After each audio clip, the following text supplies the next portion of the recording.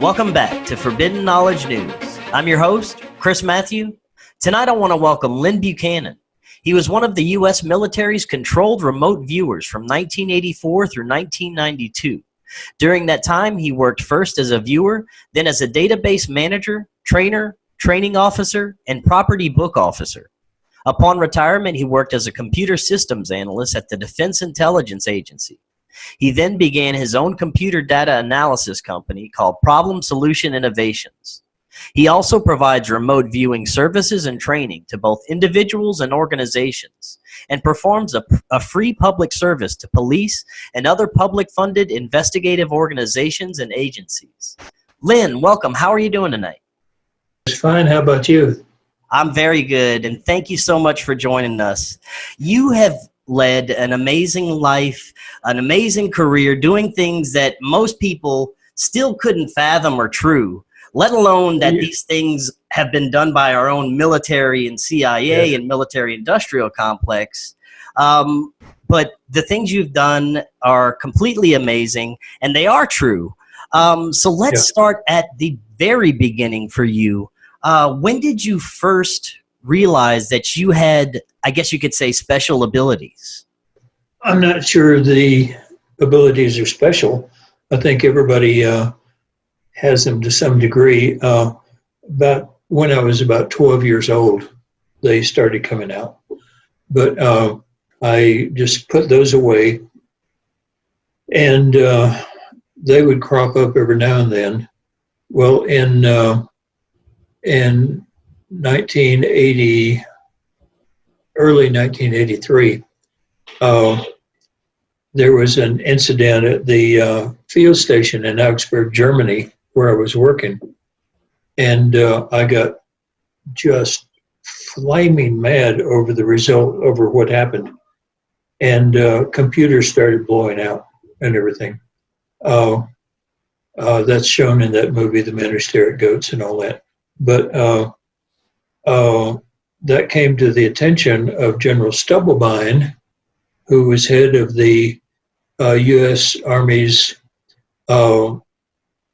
security, intelligence and security division. And he came out to Augsburg, where I was working, a few months later.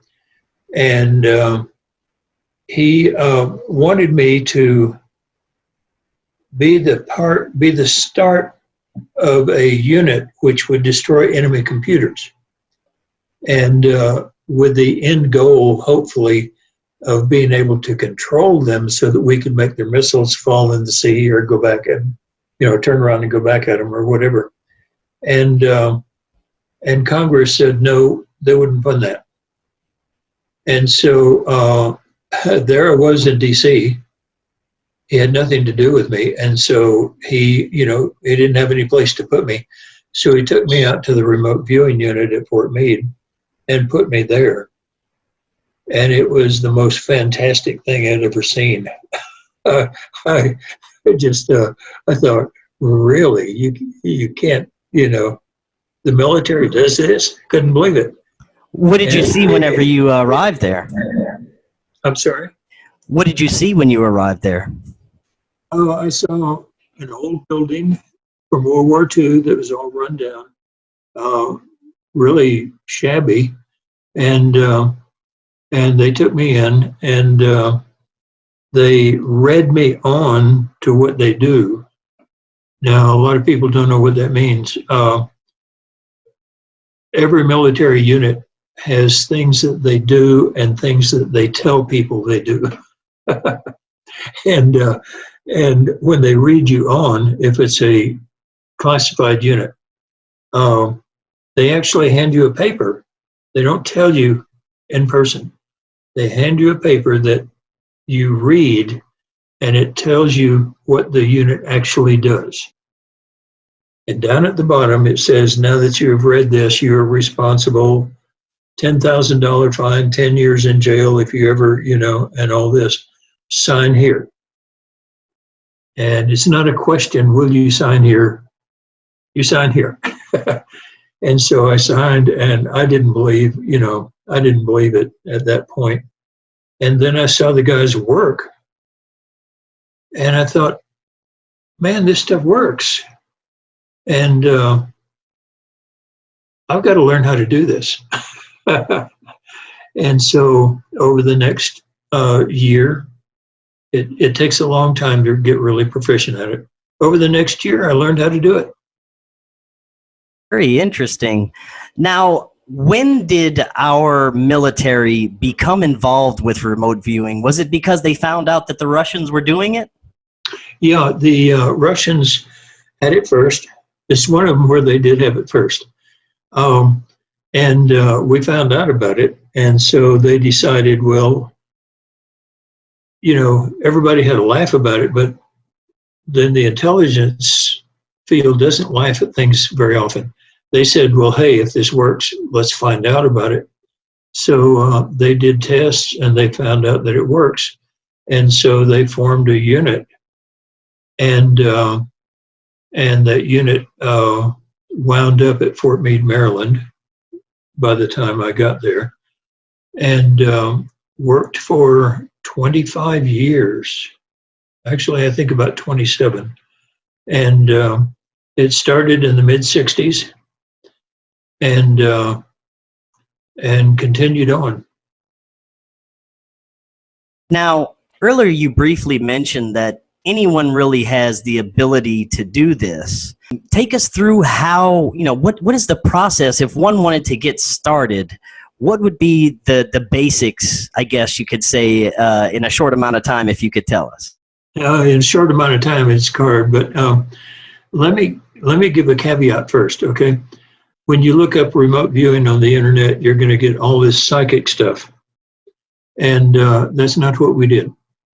The minute it came out in the papers, psychics said, oh, remote viewing, this works, so we're going to call ourselves remote viewers. The controlled remote viewing that was used by the military is actually a process where your subconscious mind has some psychic ability. It really does. And you train it to put that into your body. And then on a conscious level, you read your body. And your body acts as a translator between the subconscious and conscious. You start out by this long process of learning. We say land, and most people will draw a flat line. We say water, and they'll draw a wavy line. And you do that until it becomes second nature. And then they give you a target locked in a sealed envelope. You don't know what it is. And they say, okay, this is target number 5. Describe it. And your hand goes like this because you have trained it to do so. It's a martial art. It really is a martial art. And you look at it and you say, well, I don't know what the target is, but look, I know that there's some land and some water, and oh, it's called an ideogram for something man-made. I don't know what the target is, but there's land, water, and man-made. You open the envelope, and here's a ship sitting on the ocean. And, and they say, okay, here's a man-made, you got that right. Here's water, you got that right. There's no land, you got that wrong. They give you a score, they put it into the database, and you keep on going. Over hundreds of targets, by the things you do get and you don't get, they find out what your strengths are, what your weaknesses are. And let's say you're really good at colors, but you're not good at shapes. Fine. They will find another viewer who's good at shapes. And they'll ask you about the colors, they'll ask them about the shapes. And in doing that, using a team like that, through databasing and finding track records, they can come up with accuracy rates in the 90%. Wow, that's fascinating. Now, you can actually, using this, travel forwards and backwards through time. Is that correct? Oh, time's the easiest thing, yeah. it's easier than forward and backward in space. Now, that being said, can you actually affect things that are in the past or the future? Yes. There's not a large effect, but the answer is yes. There have been experiments that have shown that we can affect things. Yeah. It's not magic and big, huge things, but the easiest thing to actually affect is human decisions. So we have a target who is a human. We can persuade them to do what we want. We can't make them do what we want. That's a big thing. But we can, over time, persuade them to do what we want. Yeah. Now, do you think we're also living in a reality where there is, I guess, multiple timelines or versions of reality that we can also access this way? My personal belief is maybe, but I don't care. I'm having enough trouble dealing with this one. And so I really don't care, Now, when it comes to the future, that's one thing that we have found very useful for one particular type of the remote viewing called associative remote viewing. For example, I say, okay, the Cowboys are playing the Saints, okay, and I want to place a bet, okay. I say, I don't know who's going to win, but tomorrow night, if the Cowboys win, I'm going to eat steak. If the Saints win, I'm going to eat a pickle. Okay. You can tell I'm a Texan. Okay. And I'm in Louisiana. That's very funny. I tell you, yeah.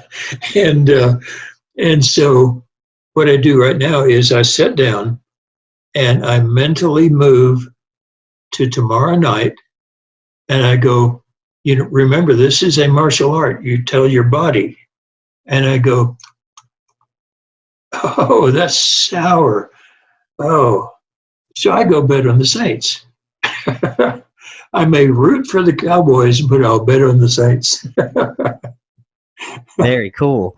Now, going back to your military involvement, you were originally, I guess, recruited to the DTS unit, which eventually became Project Stargate. Is that right? It was always DT-S. That was the official thing. The project itself that we worked on wound up being Stargate. There were actually 7 different projects, and what happened was every time somebody found out what we did, found out about the project, and secrets leak all the time, and anybody started talking about it or anything like that, they would say, oh, we got rid of that project. They would cancel our project right there.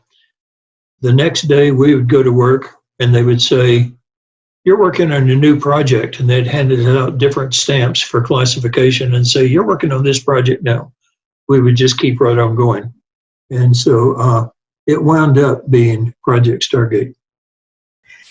Can you tell us about your first, I guess, actual remote viewing mission, if possible? Yeah. The first time I tried it in the unit, it was called what's called a beacon exercise.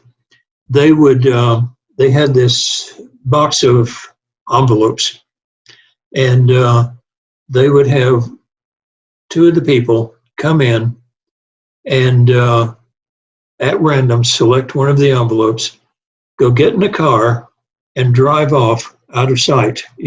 Once they got out of sight of the building, they would open the envelope and find out where they were supposed to go. And so then they would go there, and we would give them time to get there, and then we would have the remote viewer view where they are. And that's what they did for me for my first one. And all the way through it, I said, I'm just getting people looking out a car window and looking and talking. And come to find out, the place where they were sent was a city park. And so they told me, well, sorry, you missed the target. And the people came back, and they were supposed to take pictures of the park to give me feedback when I got back. When they came back, they said, we never found the place. We drove and drove and kept looking out the window and never found the place. And so I said, yeah, I got it. Nice. What about your first overseas target?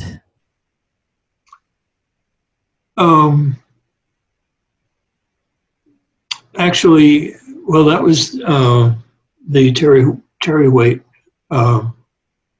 thing.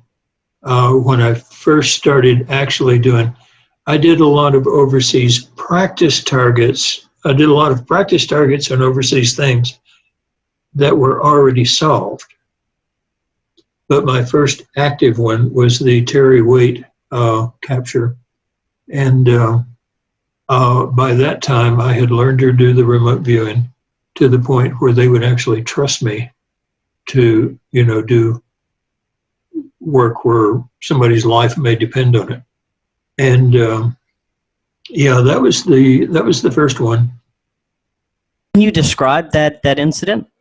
No. Okay. Sorry. I still don't know how much of what we found there was still classified. So I'm sorry. Very interesting. Now, are there any missions that you can talk about from that particular time? Oh, sure. Well, yeah, we did Grenada.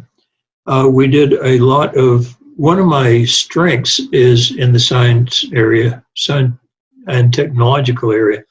And so we did a lot of targets on, I was used in a lot of targets on military development, equipment's development, such as that. And also just actually by accident, we had a new guy coming in to the unit, and he came in on Friday. And so they were going to introduce him to what we do. So they had those of us who were in the unit sit down and say, and the task was, what's going to be the headlines in the paper this weekend? And I got a nuclear meltdown of humongous proportions and all that. Well, that weekend, there was anything like that in the newspaper headlines. And so I was wrong. But 2 days later, the news broke that Saturday or that weekend, Chernobyl had melted down. And so I had not only found out that there was going to be a meltdown, I found out in that session what had caused it, all the details about it and all that. And had a good session. But we were always to do our tasking. And so even though I got all those details and predicted the Chernobyl meltdown, it didn't show up in the papers that weekend, and so I still got a 0. It's military. That's the way the military works. Right. Now, earlier you were talking about how you basically fried out the computer, and you mentioned the movie The Men Who Stare at Goats, and I was watching that the other day.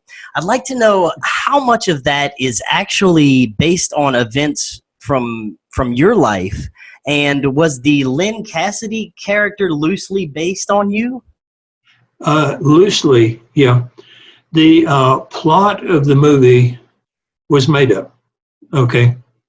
The events all the way through the movie actually happened.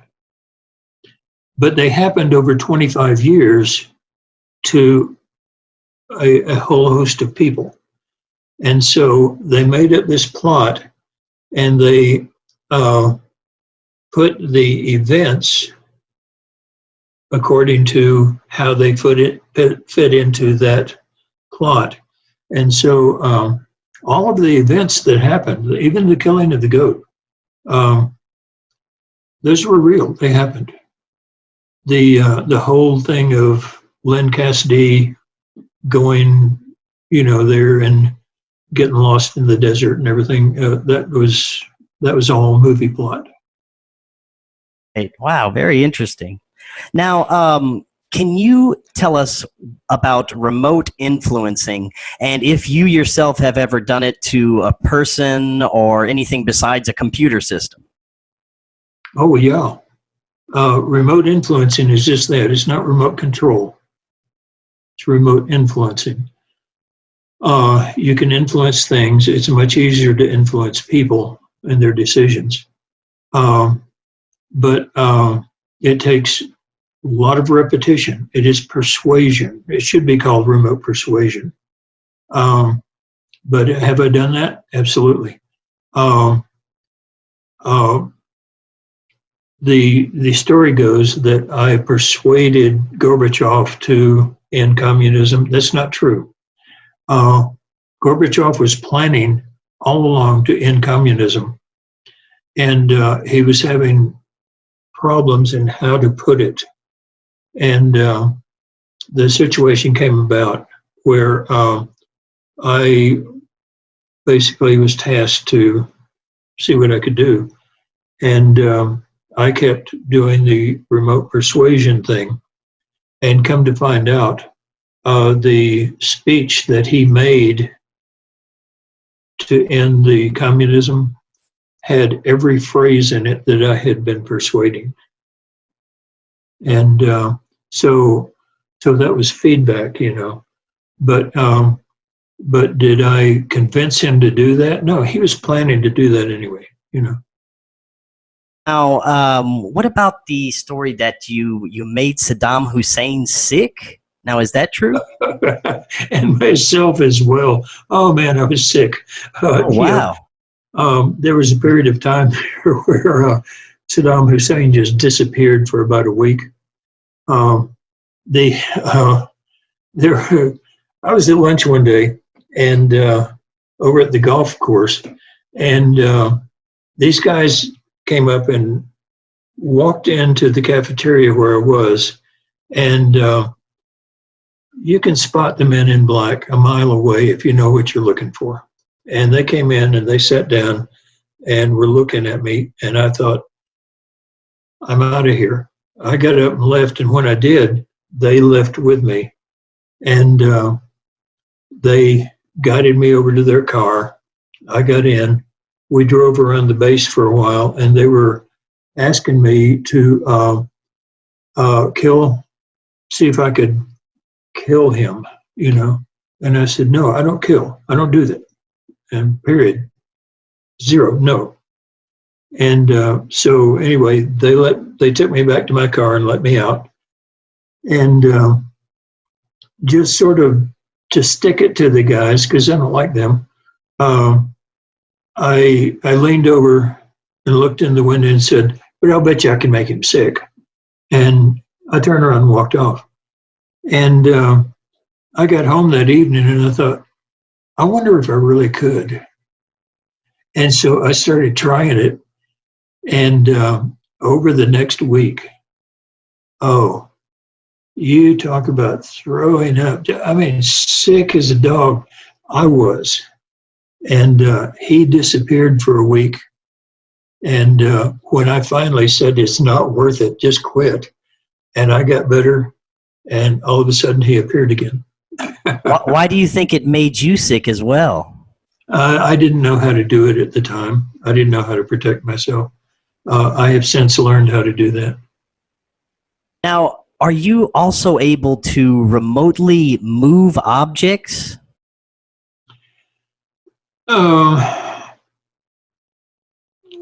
It's a very minor thing. I wouldn't even say move them. But yeah, you can cause some motion. You know what a radiometer is? Yes. Yeah, it's one of those things that you set it in the sun and it starts spinning around. Right. If I try hard for quite a while, I can make that thing start spinning. I can make it start moving. Can't get it spinning. But yeah, it's a human capability. If I were to practice it and train in it, I'm sure I could. But that's another thing where, I don't care. I mean, why bother? Right. Now, after your involvement with the military, is it right that you were contacted by different factions or organizations to remote view extraterrestrials? Oh yeah, yeah. Uh-huh. Can you talk about a little bit of that, please? I knew you were going to say that. Of Yeah, course. there have been incidents, and there have also been honest, actual investigations in it, where I've been asked to do the work, and I've done the work, and I've gotten feedback on a lot of it too. I mean, actual proof type feedback with success. And yeah, they're out there, and in fact, they're coming here. It's real. When you say they're coming here, are you talking like some sort of invasion scenario? Oh no, no, it's this has nothing to do with the remote viewing. But after the service, I was asked by an agency to do an assessment of alien psychic ability versus human psychic ability, and they allowed me to see all of the stuff that should have gotten into Project Blue Book but never did. It was held back and all that. And I got to see all of that stuff and study it. And I did some remote viewing, but mostly it was studying the stuff. And I was able to write a paper that cut the aliens into 4 divisions psychic-wise, okay? There are those who are psychic more than we are, and those who are not psychic, especially, There, in those 2 groups, there's friendly and unfriendly. And I found that the unfriendly psychic ones don't tend to come here. They don't like us. They don't want to come here. Besides, we have weapons that can shoot them down anyway. So the friendly non-psychic ones come here for trade, and very active in that. The friendly psychic ones want us to become psychic and develop our abilities. The non-friendly psychic ones want our planet just razed to the ground, just kill us all, get rid of us all. And I couldn't figure out why the psychic ones were wanting to help us and wanting to get rid of us. And there was one incident that I won't go into that never made it into the Blue Book and all, that finally revealed the reason why. And that is because the psychic aliens have more psychic ability and more psychic strength than we do. But you see the saucer coming in, and all this, and it gets right over you, and all of a sudden you're captured, you're psychically frozen and all this. The thing that I finally understood was that they have strength. They don't have any range. They have to be right there over you. Now, in remote viewing and in remote influencing, we have range we can see across the universe as easily as we can see across the room. We are weak, but we have tremendous range, unlimited range in both time and space. And they have the strength, but no range in space and no range in time either. And so if we develop our psychic abilities, when the time comes that we move out into the universe, we will be a major power in the universe. And that's why our friends want to help us do that. And that's why our enemies just want to kill us. And so anyway, that was the summary of the paper that I turned in. That paper has since sort of gone the way of everything in that long warehouse that Indiana Jones stuff got into. I kept a copy of it somewhere. It was not classified at the time that I wrote it. But anyway, that was the report I gave. And it has evidently been taken seriously. So, how many races would you say are, I guess, interested in our planet or even involved with it? I think many. I don't know how many there are. There are 3 that I absolutely know of. Would you be able to describe those races at all? Is one of them the Greys? Oh, yes, absolutely. One of them is the Greys. Another one is another one that I've seen is a large, like 7 foot tall, like Arnold Schwarzenegger, muscled up and all that. Zero brain ability. I mean, you say hello to these guys, they'd be stuck for an answer. But they sort of work as minions of the Greys. And there's another type that is sort of insectoid, looks insectoid. Yeah. Now, as far as the Nordics or whatever, I've heard of those. Never seen one that I know of. But I've had physical, actual contact with the others through incidents and missions. So I guess you could say through incidents, I guess you would say through remote viewing incidents or astral? Actual incidents, yeah. Mm-hmm. Oh, wow. So you've had abduction experiences? I did have one abduction experience, and that did come out in the background studies and all that, you know. But yeah, let's leave it at that. Okay. Now you've viewed a few alien bases here on Earth. Is that correct? Oh yeah. Mm-hmm. Yeah. I think you've talked about one in Australia before, right? The one in Australia seems to be the entry point for friendlies coming here.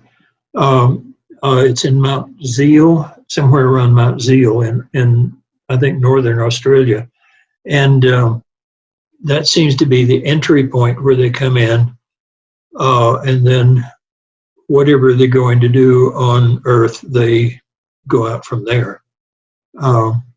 Interestingly enough, when we found that out, our director at the time had a old friend of his who worked in an office in northern Australia there. He called him and he said, "What's going on out there?" And the guy said, "Nothing here in the out here, you know, there is nothing going on here. It is totally boring, the worst boring job I ever had. If it weren't for all those UFOs coming in and out of that mountain, we wouldn't have anything to do." So I guess that was some feedback. Yeah. Now, do you think that we will one day have communication with these beings again? You know, it seems like ancient accounts from the past, we were communicating with some of these extraterrestrials quite often, and it seemed that stopped at some point. Do you think that we may see that again in our future? Oh, I think we have communications with them now, but it's more government controlled. As far as the public, I don't really think that's going to be an issue anymore. To a great extent, they're basically abducting cows and horses now. You know. So would you say that we do have factions of our government that working with some of these branches of ETs? Oh yeah, yeah. Yeah. Very interesting. And, the accounts that you hear of our secret space program, do you think it's developed to where we actually have off-planet operations? Yeah. Mm-hmm. Very interesting. Now, have you ever one-word answers, but have you ever remote viewed any other planets or life on other planets? Oh yeah, mm-hmm, yeah. Well, we got tasked on those several times. Now, I need to give you a caveat here. We were never officially tasked by the U.S. government or military to do ET or alien targets. That's worded very carefully. We were never officially tasked to do that by the U.S. government or military. Now, are you able to talk about any of the off-planet views that you have done? If you've done Sure. like the Mars or the Moon or anything like that? Yeah, yeah. One of the things, you've seen the pictures of the face on Mars. I forget the name of the location there, but before that picture was taken, as far as I know, I was tasked to do that, and I found myself in a pyramid type structure with some very highly degenerated other beings, de-evolved, and anyway, I came to an opening in that building, and I looked out and realized that I was in a place, stone sloping back and going up to a point, and I looked out and the sun was very dim, and saw these structures, all broken down and everything else. And anyway, it was about a year later that I was out in California at a place, and actually saw that picture. And you know how we can read license plates from 250 miles up, through the atmosphere, and they can't get a picture of a mountain on Mars. Come on, And I saw the picture that was highly detailed, and I looked at this pyramid, and there's that little opening that I was looking out of, and I remembered where all the buildings were. And so sort of I wanted to get a t-shirt saying Mars, been there, done that, didn't get a t-shirt. Is Mars the furthest planet you've viewed? No. Mm-mm. No. What would you say the furthest out you've been? Actually, Saturn was the one that we know of. Now, I have been tasked, after the military, I have been tasked by space research people to view, I forget the name of the star system, but it's, I think it's 6.4 light years from here or something like that, the planetary system there. And that was before they were actually finding planets, from the wobble of the star. And so we found basically, I think, 5 planets there. One was inhabited, and we did an area book on the inhabitants. Do you know what an area book is? No, well, I guess not when it comes to that. Okay. for diplomats, the State Department provides an area book when they're going to send a diplomat to a foreign country. It tells the customs, the religion, the habits, the idiosyncrasies and all that, the language, everything else. And the diplomat studies that so they don't go over and make some stupid mistake that's going to start a war. And the company that hired me, actually, I don't know what their plans are, but their thought was, what if we send an astronaut there and they go make some mistake that starts an interplanetary war? And so they wanted an area book. And so we created an area book on this one civilization, their habits, their religion, their economics situation, their everything in their life. And we did a full, complete study on that civilization. Do you think disclosure will ever come from our own government? Not from the government. I think admission will come from the government. If disclosure came from the government, I probably wouldn't trust it anyway. But I think admission will come from the government, yeah. Now, when it comes to our own abilities, psychic abilities to do remote viewing, it seems that, well, it's definitely been affected by our environment for many, many years. You know, our food, our water, and just the overall dumbing down.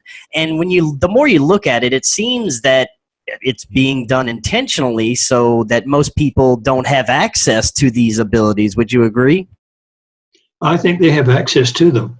But I think that the thing that dumbs us down to it more than anything else is social, religious pressures, and so on.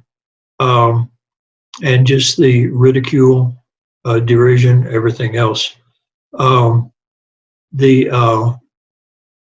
Basically psychic is a 4-letter word.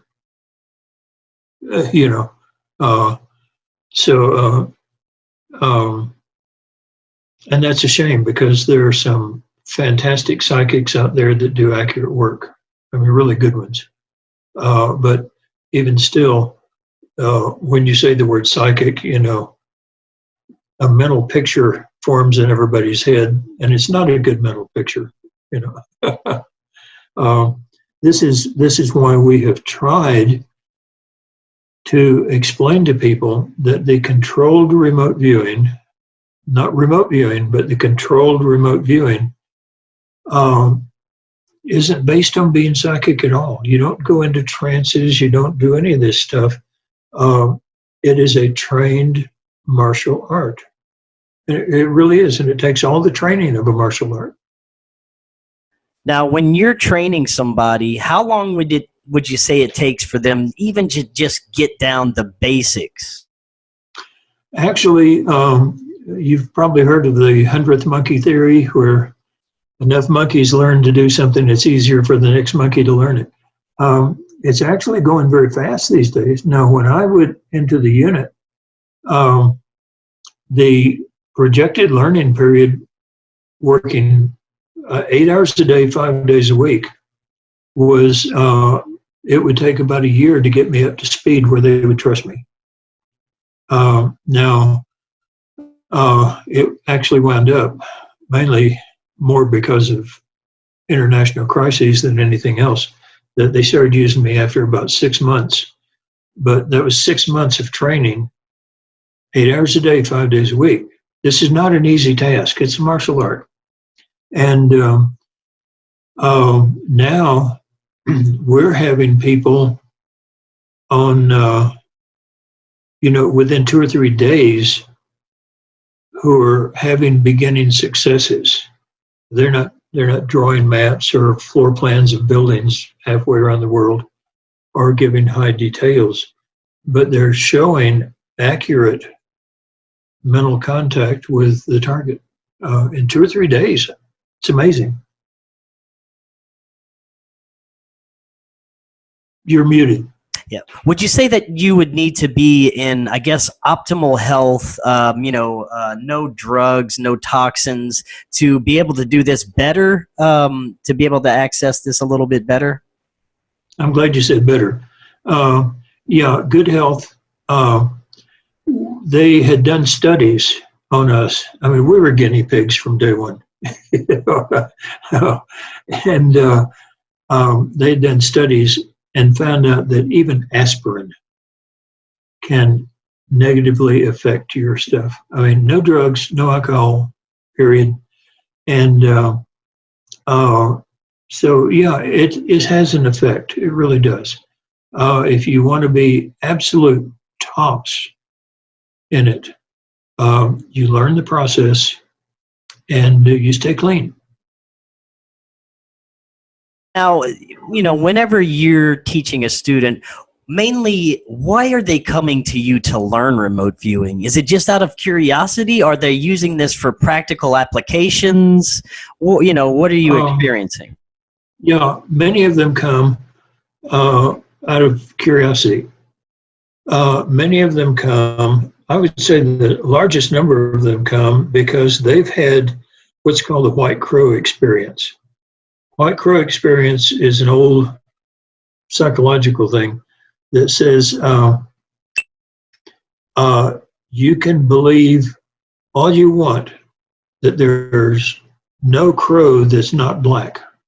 That it's not possible to have a white crow. Once you see a white crow, you can no longer hold that belief. And so people go through life, all of a sudden, they have an experience, and it's a psychic experience, and they cannot deny it. And from that point on, they start looking for an explanation. We have a lot of people coming that way. We also have a lot of people who are socially concerned. They want to help bring home missing kids, things like that. And for them, I try to warn them that, especially missing kids or solving crimes and all that, that when you view something like a missing kid or a crime, you're exposing your mind to something that it really doesn't want to be exposed to. And so, we have a lot of viewers who rush in where angels fear to tread, and they wind up just saying, I'll never do this again. One in particular, I kept telling her, no, don't do police cases, not yet. Learn to protect yourself. We teach you how to protect yourself. And she rushed in, and the child had evidently been sexually molested, murdered, chopped up, with body parts spread, and she experienced that. Never saw her again. I understand people wanting to help and getting serious about helping, but you have to learn to protect yourself. And I would say a quarter of our training is not teaching you how to remote view, but how to protect yourself from what you remote view. And you've actually helped law enforcement and other organizations in locating missing persons, is that right? Oh, yeah. Can you talk about any of the cases that you've helped with? Okay, there was one where this cop had murdered his wife, and nobody was suspecting the cop. And we found out that it was the cop. The wife's body was not found, and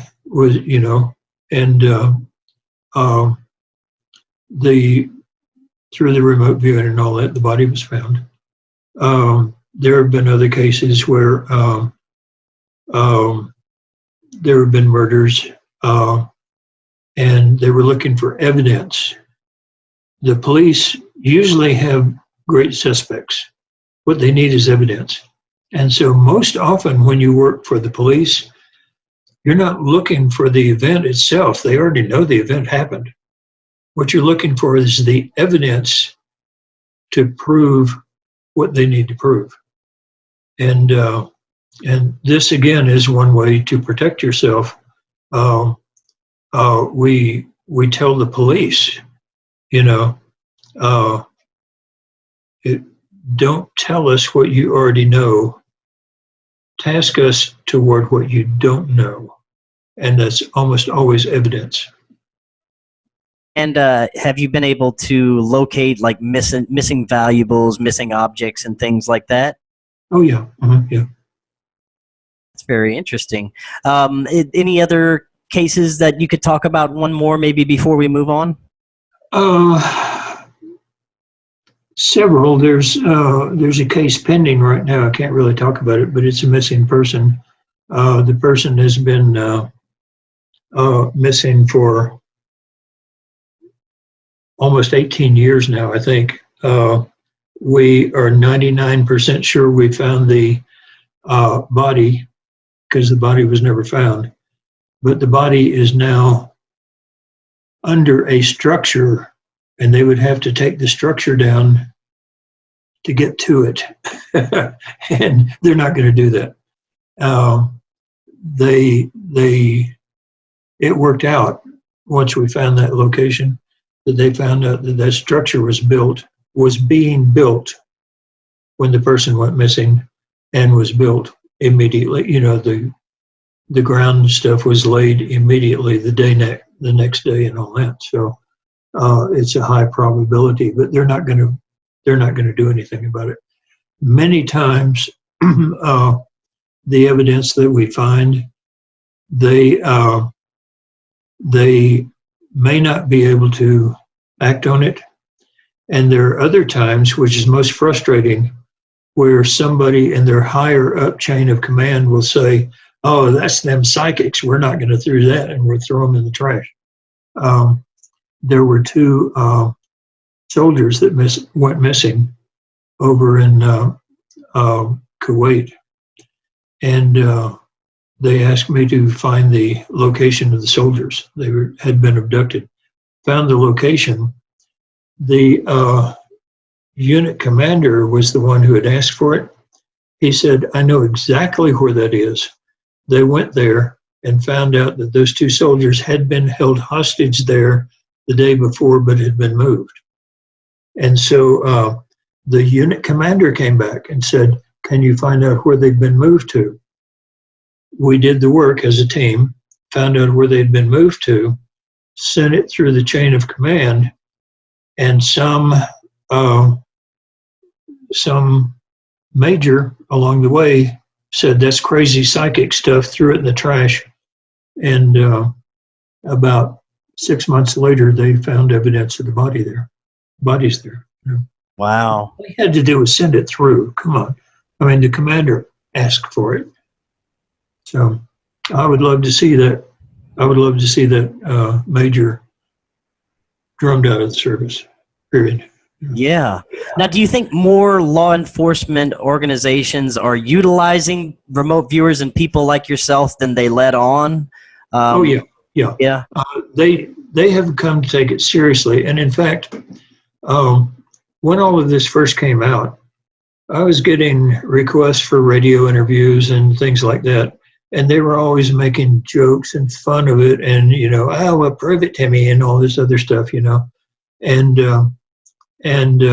they're not doing that anymore, because people have all of a sudden, I think society as a whole has found its white crow event, and they're learning, that we can do it. Yeah, it definitely seems that society as a whole is waking up to a lot of things and beginning to accept things more that are coming out from behind the scenes. Yeah. Well, so is science. The researchers have been actually finding that this stuff works. And nowadays, it's not a thing of a scientist risking his reputation and his livelihood for studying this. So, do you think there are still factions of our government that utilize this? I mean, there seems to be so much benefit for it. I don't see why they wouldn't be. I have two standard answers for that. Okay. People ask me, are they still using it? My first standard answer is that that I'm not a spokesman for the military or the government, and if you want that information, you should ask the Office of Public Affairs, and I shut it off in that direction. The other answer is, like you said, they would be crazy not to. But that changes the question. Does our government ever do anything crazy or not? So, you know, it would be stupid not to, but do they ever do anything stupid? So the fact is, I don't know the answer. When you retire, they quit telling you things. Now, there are so many benefits for this. I understand that there also may be some health benefits that can be used from this. Oh, yeah. The remote persuasion, especially, we teach the Ingo Swann method. A man named Ingo Swann discovered this method. The Ingo Swann method leads into remote persuasion. And the remote persuasion, we are absolutely adamant about the fact that we do not cure anybody. Okay. For one thing, it's against the law if you're not pharmaceuticals, okay, or a doctor. The other is that we honestly don't. However, we can access someone at the subconscious level, find out what's causing them to make themselves sick, and we can persuade them out of it. They have problems, we can work them through it at the subconscious level so that those problems get solved. This is psychological illness, emotional illness, physical illness, whatever. And we have found that we can help people in that way. It's a lengthy process. Very lengthy process. I mean, you're talking sometimes hundreds of sessions, but it works. Yeah. Mm-hmm. Very good. That was absolutely fascinating, Lynn. Before you head out, let everyone know where they can find their work and get signed up for some remote viewing classes. Okay. My website is crviewer.com. crviewer.com. If you want a book, I hate people who hawk their books. The book is The Seventh Sense, and by me, and it's through Amazon and through different booksellers and all that. But it tells what we did in the unit and all that. The website has practice targets that you can try on your own. We do not track anybody for any reason. I hate it when people track me. I don't track them. And so we have over 450 practice targets you can try, and so on. And all kinds of information about the remote viewing itself. And on the front page now is links to our online training. Very good. Well, Lynn, thank you so much again for tonight. That was fascinating stuff, and I'd like to have you back on again in the future. Sure, no problem. Thank you for inviting me.